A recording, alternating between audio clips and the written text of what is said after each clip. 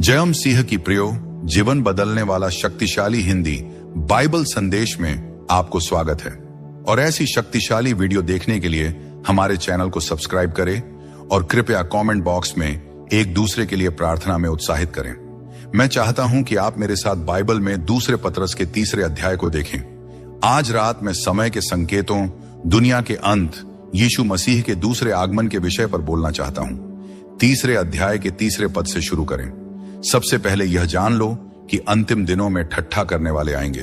ध्यान दें, अंतिम दिन इस शब्द का उल्लेख बाइबल में कई बार होता है। बाइबल कहती है कि एक ऐसा समय आएगा जिसे अंतिम दिन कहा जाएगा। बहुत से लोग सोचते हैं कि हम उस काल में जी रहे हैं। कोई भी निश्चित रूप से नहीं जानता। बाइबल हमें समय और तारीख के बारे में अटकलें लगाने से मना करती है, लेकिन बाइबल में एक समय का उल्लेख है जिसे अंतिम दिन कहा गया है। इसके बाद आता है ठट्ठा करने वाले। अंतिम दिनों में ठट्ठा करने वाले आएंगे। व्यंग्यकार जो कहेंगे, ओह हाँ, ईश्वर मर चुका है, हमें कहीं ईश्वर नहीं मिला। हमने अंतरिक्ष की यात्रा की, लेकिन हमें वहां परमेश्वर नहीं मिला, न ही फरिश्ते। ऐसे ठट्ठा करने वाले होंगे जो भविष्य के न्याय के विचार का मजाक उड़ाएंगे, जो यह कहेंगे कि यीशु मसीह फिर से इस धरती पर नहीं आएंगे। वे इस विचार पर हंसेंगे। अगले वाक्य में कहा गया है, अपनी अभिलाषाओं के अनुसार चलने वाले। वे नहीं चाहते कि मसीह आए। वे नहीं चाहते कि मसीह आए और उनके जीवन में हस्तक्षेप करे।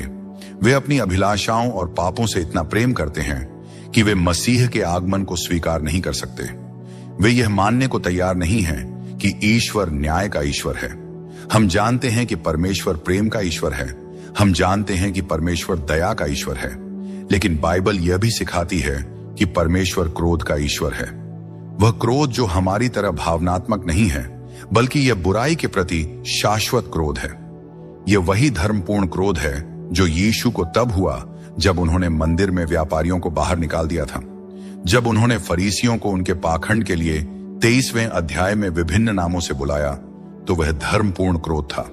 ठट्ठा करने वाले अपनी अभिलाषाओं के अनुसार चलते हैं। फिर शास्त्र कहता है, वे जानबूझकर इस बात से अनजान हैं कि परमेश्वर के वचन द्वारा आकाश और पृथ्वी की रचना हुई थी और यह संसार जल प्रलय से नष्ट हो गया था। लेकिन अब का आकाश और पृथ्वी परमेश्वर के उसी वचन द्वारा सुरक्षित हैं और आग के लिए रखे गए हैं, जो न्याय और अधर्मी मनुष्यों के विनाश के दिन के लिए है। प्यारे भाइयों, यह मत भूलो कि परमेश्वर के लिए एक दिन 1000 साल के समान है और 1000 साल एक दिन के समान है। प्रभु अपनी प्रतिज्ञा पूरी करने में देरी नहीं करता, जैसा कुछ लोग समझते हैं, बल्कि वह हमारे प्रति धैर्य रखता है, क्योंकि वह नहीं चाहता कि कोई नाश हो, बल्कि सभी को पश्चाताप का अवसर मिले।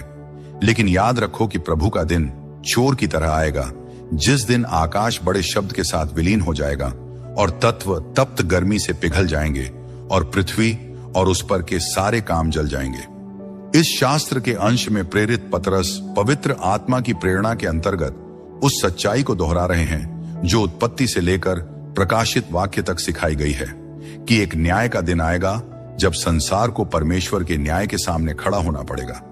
हम व्यक्तिगत रूप से वहां खड़े होंगे, एक राष्ट्र के रूप में खड़े होंगे, एक समाज के रूप में खड़े होंगे और यहां पर हमारी जिम्मेदारी का हिसाब देंगे। बाइबल सिखाती है कि जैसे जैसे हम युग के अंत की ओर बढ़ेंगे, ये समय संकट का होगा। युद्ध, विनाश, कानूनहीनता और अनैतिकता का होगा। इतना बड़ा अनैतिकता का समय आएगा कि परमेश्वर को हस्तक्षेप करना पड़ेगा, अन्यथा मानवता का अंत हो जाएगा। अब यीशु के शब्दों को सुनो। मत्ती के 24वें अध्याय में उन्होंने कहा, तब ऐसी बड़ी विपत्ति होगी जैसी न तो जगत के आरंभ से अब तक हुई और न ही फिर कभी होगी। और यदि उन दिनों को छोटा न किया जाता तो कोई प्राणी न बचता। चुनिंदा लोगों के लिए वो दिन छोटे किए जाएंगे। परमेश्वर कहते हैं, मैं मानव जाति को परमाणु युद्ध में नष्ट नहीं होने दूंगा। मैं इसे रोक दूंगा और चुने हुए लोगों के लिए इसे बचाऊंगा। यही कारण है कि विश्वासियों के लिए, भले ही हम अल्पसंख्यक हैं, यह बहुत महत्वपूर्ण है। हमारे कारण मानव जाति को बचाया जाएगा। उस छोटे विश्वास रखने वाले शेष समूह के लिए मानव जाति बचाई जाएगी। शास्त्र यही कहते हैं। अब आपको इस पर विश्वास करने की जरूरत नहीं है। मैं सिर्फ यीशु के शब्दों का उदाहरण दे रहा हूं। ये वही बातें हैं जिनके बारे में आज बहुत कम प्रचार किया जाता है। आजकल न्याय और महायुद्ध के बारे में प्रचारक नहीं, बल्कि वैज्ञानिक प्रचार कर रहे हैं। हमारे वैज्ञानिक इस विषय पर प्रचार कर रहे हैं, लेकिन हम पलपिट में खामोश हैं। बाइबल इन बातों से भरी पड़ी है। हमें लोगों को सिखाना चाहिए, उन्हें चेतावनी देनी चाहिए और उन्हें उद्धार का रास्ता दिखाना चाहिए। उस समय की पीढ़ी में एक आदमी था जो परमेश्वर पर विश्वास करता था। वह परमेश्वर के साथ चलता था। परमेश्वर ने कहा, परिस्थितियां इतनी बुरी हो गई हैं, इतनी पतित और हिंसक हो गई हैं कि मैं मानव जाति को नष्ट कर दूंगा और फिर से शुरुआत करूंगा। जब परमेश्वर ने मनुष्य की रचना की तो उसने उसे एक उपहार दिया जो उसने अन्य प्राणियों को नहीं दिया। उसने मनुष्य को अपनी छवि में बनाया और उसे स्वतंत्र इच्छा दी। मनुष्य ने स्वतंत्रता का दुरुपयोग किया। उसने परमेश्वर के खिलाफ विद्रोह किया और अपनी मर्जी से जीवन जीना शुरू किया। और परमेश्वर ने कहा, यदि तुम मेरे खिलाफ विद्रोह करोगे तो तुम मरोगे। और तब से मनुष्य पीड़ा सह रहा है और मर रहा है। अब मनुष्य के लिए एक बार मरना तय है और उसके बाद न्याय होगा, क्योंकि हमारा विद्रोह पाप है और पाप परमेश्वर के खिलाफ विद्रोह है। हम सब विद्रोही हैं। बाइबल कहती है, सबने पाप किया और परमेश्वर की महिमा से रहित हो गए। हम सब मृत्यु की सजा के अधीन हैं। पाप की मजदूरी मृत्यु है। लेकिन उस पीढ़ी के बीच एक आदमी था जो परमेश्वर पर विश्वास करता था। उसका नाम था नूह। आज भी कुछ लोग हैं जो परमेश्वर पर विश्वास करते हैं। दुनिया के हर देश और हर शहर में, मास्को से लेकर पेचिंग तक, ऐसे लोग हैं जो परमेश्वर पर विश्वास करते हैं। हो सकता है कि उन्हें यह गुप्त रूप से करना पड़े, लेकिन वे विश्वास करते हैं। जब जोसेफ स्टालिन की बेटी इस देश में आई, उसने कहा कि वह एक ऐसे संसार में नहीं जी सकती जिसमें परमेश्वर ना हो। उसने कहा कि पूरे सोवियत संघ में विश्वास रखने वाले लोग हैं। उसने कहा कि यहां तक कि कम्युनिस्ट पार्टी में भी कुछ लोग हैं जो परमेश्वर पर विश्वास करते हैं।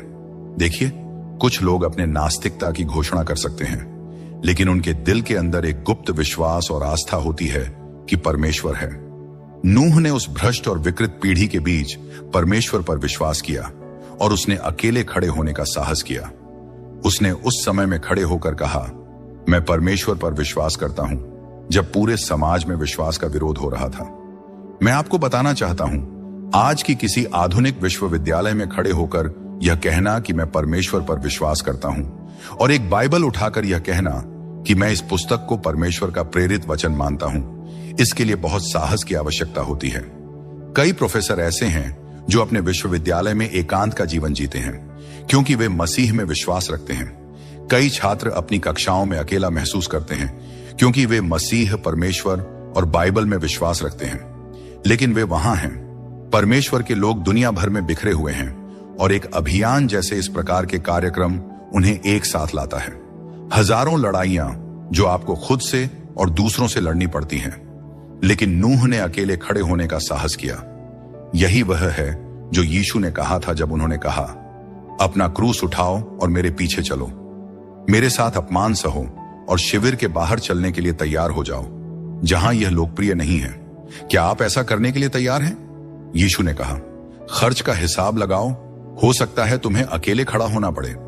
नूह अकेले खड़ा रहा और एक दिन परमेश्वर ने उससे कहा, नूह, मैं मानव जाति को जल प्रलय से नष्ट कर दूंगा। मैं 40 दिन और 40 रात तक बारिश करूंगा और मैं चाहता हूं कि तुम एक जहाज बनाओ, अपने परिवार और जानवरों को बचाओ। और बाइबल कहती है कि नूह ने परमेश्वर पर विश्वास किया। नूह ने परमेश्वर से बहस नहीं की और यह नहीं कहा, प्रभु, इसका कोई वैज्ञानिक प्रमाण नहीं है कि बाढ़ आने वाली है। मैंने अभी तक वॉल्टर क्रॉनकाइट से इस बारे में कुछ नहीं सुना है, न ही कोलंबिया या स्टैनफोर्ड के किसी वैज्ञानिक ने इसका जिक्र किया है। बाइबल कहती है कि विश्वास से नूह ने परमेश्वर की चेतावनी पर विश्वास किया, उन चीजों पर जो अभी तक नहीं देखी गई थी। अभी तक कोई सबूत नहीं था, लेकिन फिर भी नूह ने डर से प्रेरित होकर जहाज बनाया। अगर कोई पीढ़ी डर से प्रेरित होकर परमेश्वर के साथ सही रास्ते पर आ सकती थी, तो वह हमारी पीढ़ी है। सुर्खियां हमें यह संदेश हर दिन दे रही हैं। अखबार के संपादक हमें यह संदेश दे रहे हैं। एक बार सुप्रीम कोर्ट के मुख्य न्यायाधीश वॉरेन ने कहा था कि वह हमेशा पहले खेल का सेक्शन पढ़ते हैं, यह देखने के लिए कि मानव क्या कर रहा है, और फिर मुख्य पृष्ठ पर यह देखने के लिए जाते हैं कि मानव कहां असफल हो रहा है। इसमें बहुत सच्चाई है। परमेश्वर ने नूह से कहा, मैं चाहता हूं कि तुम यह जहाज बनाओ। यह 450 फुट लंबा, 45 फुट चौड़ा और 75 फुट ऊंचा हो। इसमें 3 मंजिलें हों, 1 खिड़की और 1 दरवाजा हो, और मैं चाहता हूं कि तुम इसे जल्दी से तैयार कर लो। और इस तरह नूह ने जहाज बनाना शुरू किया।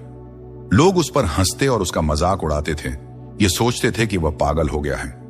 लेकिन उसने मजदूरों को अच्छी मजदूरी दी और वे उसके लिए काम करते थे, जबकि वे उसका मजाक उड़ाते थे। 120 वर्षों तक यह जहाज बनता रहा। उस पूरे समय के दौरान नूह प्रचार कर रहा था, लोगों को चेतावनी दे रहा था, पश्चाताप करो, न्याय आने वाला है, विश्वास करो। लेकिन लोगों ने हंसकर उसका मजाक उड़ाया और विश्वास नहीं किया। इस दौरान परमेश्वर ने न्याय जल्दी नहीं भेजा, लेकिन वह यह भी कर सकता था। परमेश्वर के पास एक गुप्त योजना थी। सबसे लंबे समय तक जीने वाले इंसान मेथुशेलह 966 साल तक जीवित रहे।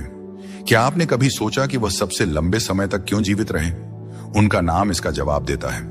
मेथुशेलह का मतलब होता है जब वह मर जाएगा तब यह भेजा जाएगा। जैसे ही मेथुशेलह की मृत्यु हुई, बाढ़ आ गई। परमेश्वर ने उसे अपने प्रेम, अनुग्रह और धैर्य के प्रतीक के रूप में उपयोग किया। वह चाहते थे कि लोग पापों से पश्चाताप करें और उनकी ओर मुड़ें, इससे पहले कि बहुत देर हो जाए। और मेथुशेलह जीवित रहे, परमेश्वर के धैर्य और प्रेम का प्रतीक। परमेश्वर का न्याय सालों पहले आ सकता था, लेकिन उन्होंने इसे टाल दिया। मेथुशेलह जीवित रहे और जिस दिन वह मरे, बाढ़ आई। अब हमारी पीढ़ी में परमेश्वर क्या उपयोग कर रहे हैं, आप इसे पढ़ सकते हैं। दूसरा थिस्सलुनीकियों 2:6-7 में। पवित्र आत्मा। पवित्र आत्मा इस संसार में परमेश्वर की रोकने वाली शक्ति है। जब तक पवित्र आत्मा यहां है और शक्ति से काम कर रहा है, जैसा कि हमने इस सभा में देखा है, तब तक परमेश्वर धैर्य और दया बनाए रखेंगे। वह नहीं चाहते कि कोई नाश हो, बल्कि यह चाहते हैं कि सभी उद्धार प्राप्त करें। हम इस समय परमेश्वर की दया के युग में जी रहे हैं। हम परमेश्वर के अनुग्रह और दया से सांस ले रहे हैं और जीवित हैं। पवित्र आत्मा परमेश्वर की महान रोकने वाली शक्ति है। लेकिन मैं कुछ धर्मशास्त्रियों को जानता हूं जो कहना शुरू कर रहे हैं कि संसार में पवित्र आत्मा की सामान्य और रोकने वाली अनुग्रह की क्रिया समाप्त हो रही है। पवित्र आत्मा की गतिविधि जो लोगों को मसीह के पास लाने में है, तेजी से बढ़ रही है, क्योंकि पूरी दुनिया में लोग मसीह में परिवर्तित हो रहे हैं। बाइबल कहती है कि जैसे जैसे हम इतिहास के अंत की ओर बढ़ते हैं, सुसमाचार का प्रचार बढ़ेगा और पूरी दुनिया में सुना जाएगा। आज पहली बार यह सुसमाचार रेडियो, टेलीविजन और प्रिंट के माध्यम से पूरी दुनिया में सुना जा रहा है। पवित्र आत्मा परमेश्वर की रोकने वाली शक्ति है और जिस क्षण पवित्र आत्मा हटा लिया जाएगा, यह धरती लगभग नरक जैसी हो जाएगी। बाइबल कहती है कि मसीह फिर से आने वाले हैं। क्या आप जानना चाहते हैं कि वह कब आएंगे? मैं आपको पढ़कर बताता हूं।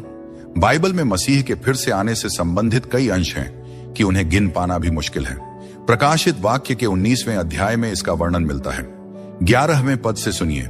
और मैंने स्वर्ग को खुला देखा, और देखो एक श्वेत घोड़ा, और जो उस पर बैठा था वह विश्वास योग्य और सत्य कहलाता है, और वह धर्म के अनुसार न्याय करता है और युद्ध करता है। उसकी आंखें आग की ज्वाला जैसी थीं, और उसके सिर पर अनेक मुकुट थे, और उस पर एक नाम लिखा था जिसे कोई नहीं जानता सिवाय उसके। और वह एक वस्त्र पहने हुए था जो लहू में डूबा हुआ था, और उसका नाम है परमेश्वर का वचन। और स्वर्ग की सेनाएं श्वेत घोड़ों पर उसके पीछे आईं, जो शुद्ध और उज्जवल सन से वस्त्र पहने हुए थे। और उसके मुंह से एक तेज तलवार निकली, जिससे वह जातियों को मार डाले, और वह उन्हें लोहे की छड़ी से शासन करेगा। और वह सर्वशक्तिमान परमेश्वर के क्रोध के मदिरा के कुंड को रौंदेगा। और उसके वस्त्र और उसकी जांघ पर यह नाम लिखा हुआ था, राजाओं का राजा और प्रभुओं का प्रभु। हाँ, वह फिर से आ रहे हैं, लेकिन इस बार एक छोटे से बेतालेहम के शिशु के रूप में नहीं, बल्कि एक शक्तिशाली राजा और प्रभुओं के प्रभु के रूप में। और उन्होंने स्वयं कहा है कि वह वापस आएंगे इतिहास में हस्तक्षेप करने के लिए, संसार को स्वयं को नष्ट करने से बचाने के लिए, क्योंकि परमेश्वर संसार से प्रेम करते हैं। फिर बाइबल कुछ और कहती है। यह कहती है कि यह हमें शुद्ध करता है। दूसरे शब्दों में, यह हमारी पवित्रीकरण प्रक्रिया का हिस्सा है, मसीह की अनुग्रह और ज्ञान में बढ़ने का। यह आशा कि मसीह फिर से आएंगे हमें शुद्ध और आज्ञाकारी जीवन जीने के लिए प्रेरित करनी चाहिए। फिर बाइबल कहती है कि हमें देखना चाहिए। यही हम आज रात कर रहे हैं, हम देख रहे हैं। आप जानते हैं, मैंने एक आदत बना ली है कि रात को सोने से पहले सोचता हूं, अगर वह आज रात आ जाए तो। सुबह उठता हूं और सुबह के समय मेरी एक पहली सोच होती है, क्या वह आ जाएंगे? ओह, मैं उन्हें आते देखना चाहता हूं। वह दिन कितना अद्भुत होगा। हमारे सारे दर्द और पीड़ा पीछे छूट जाएंगे, हमारे सारे आंसू पीछे रह जाएंगे, हमारी सभी समस्याएं हल हो जाएंगी। वह दिन कितना अद्भुत होगा। और यीशु शासन करेंगे और वे सभी सामाजिक समस्याएं जिनसे हम अब संघर्ष कर रहे हैं और जिन्हें हम सुधारने की कोशिश कर रहे हैं, वे सभी पूरी तरह से सुलझ जाएंगी। जाति समस्या हल हो जाएगी, गरीबी की समस्या हल हो जाएगी, युद्ध की समस्या हल हो जाएगी। अब और युद्ध नहीं होंगे। वह दिन कितना अद्भुत होगा जब हम उनके साथ अनंत काल में खड़े होंगे। फिर यीशु ने कहा, क्या आप उस दिन के लिए तैयार हैं? क्या मसीह आपके दिल में बसते हैं? क्या आप न्याय के दिन के लिए तैयार हैं? क्या आप तैयार हैं अगर मसीह आज रात आ जाए? पवित्र शास्त्र कहता है, अपने परमेश्वर से मिलने के लिए तैयार हो जाओ। आप कैसे तैयारी करते हैं? सबसे पहले आपको यह सुनिश्चित करना होगा कि आप मसीह को अपने उद्धारकर्ता के रूप में जानते हैं। आपको अपने पापों से पश्चाताप करना होगा। पश्चाताप का अर्थ क्या है? इसका अर्थ है कि आप ईश्वर से कहने के लिए तैयार हैं, मैंने पाप किया है। आप अपने पापों को छोड़ने और अपने जीवन का तरीका बदलने के लिए तैयार हैं। यही पश्चाताप है। दूसरे, विश्वास के द्वारा आप मसीह को अपने उद्धारकर्ता के रूप में स्वीकार करते हैं। आप अपने अच्छे कर्मों पर भरोसा नहीं कर रहे हैं, आप केवल यीशु मसीह और उनके द्वारा क्रूस पर किए गए कार्य पर भरोसा कर रहे हैं। जब मैं स्वर्ग के द्वार पर पहुंचूंगा और मुझसे पासवर्ड पूछा जाएगा, तो मैं यह नहीं कहूंगा कि मैंने मैडिसन स्क्वायर गार्डन में बड़ी भीड़ इकट्ठा की थी।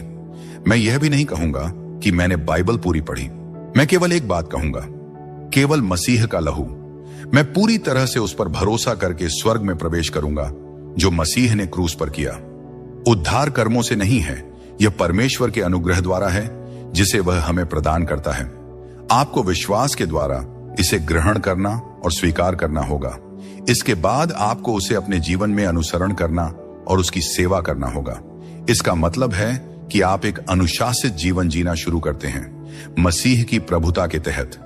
इसका मतलब है कि आप उसे हर छोटी चीज में सेवा करते हैं। हर दिन आप कहते हैं, परमेश्वर आप पर नजर रख रहे हैं। मैं आपसे मसीह को अभी स्वीकार करने के लिए कहने जा रहा हूं। मैं सैकड़ों लोगों से कहता हूं कि वे अपनी जगह से उठें और यहां मंच के सामने आकर खड़े हों और कहें, मैं मसीह को अपने प्रभु और उद्धारकर्ता के रूप में स्वीकार करता हूं। मैं अपने पापों की क्षमा चाहता हूं। मुझे पता है कि मैं स्वर्ग जा रहा हूं। अगर आप अपने दोस्तों या रिश्तेदारों के साथ हैं, वे आपका इंतजार करेंगे। मैं आपसे अभी आने के लिए कहता हूं। आप सोच सकते हैं, मुझे आगे क्यों आना चाहिए? बाइबल में मसीह ने हर व्यक्ति को सार्वजनिक रूप से बुलाया। इसका एक कारण है, और जो लोग सबसे ऊपर की गैलरी में बैठे हैं, उन्हें वापस आकर आना होगा। यह कुछ ही मिनटों का समय लेगा, लेकिन मैं आपसे आने का आग्रह करता हूं। और जहां भी आप देख रहे हैं, चाहे आप घर में हो, बार में या होटल लॉबी में, आप अपने दिल में मसीह को हां कह सकते हैं। वह आपके पापों को क्षमा करेंगे और आपके जीवन को बदल देंगे। परमेश्वर आपको यह प्रतिबद्धता करने में मदद करें।